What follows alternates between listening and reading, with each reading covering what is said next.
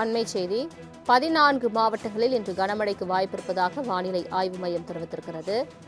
இது தொடர்பான மேலும் விவரங்களை தருவதற்காக செய்தியாளர் செலினா இணைப்பில் இருக்கிறார். செலினா வணக்கம். 14 மாவட்டங்களில் கனமழைக்கு வாய்ப்பிருப்பதாக வானிலை ஆய்வு மையம் தெரிவித்திருக்கிறது. என்னென்ன மாவட்டங்களுக்கு மழைக்கான வாய்ப்பு இருக்கிறது? முழு விவரங்கள்.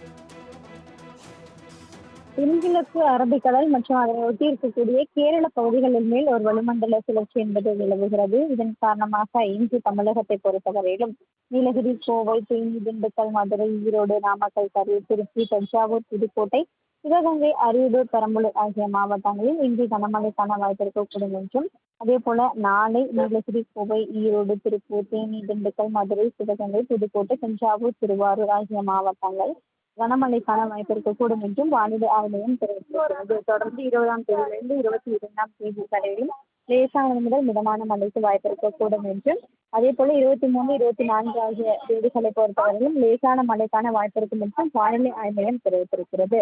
சென்னை மற்றும் புறநகர் சென்னை பொறுத்தவரையிலும் அடுத்த 2 நாட்களுக்கு நகரின் ஒரு சில பகுதிகளில் மற்றும் இடி மின்னுடன் கூடிய லேசானது முதல் மிதமான மழைக்கான வாய்ப்பு இருக்கும் என்றும், அதிகபட்சமான வெப்பநிலை 37 38 டிகிரி செல்சியஸாக இருக்கக்கூடும் என்று தெரிவித்திருக்கிறது.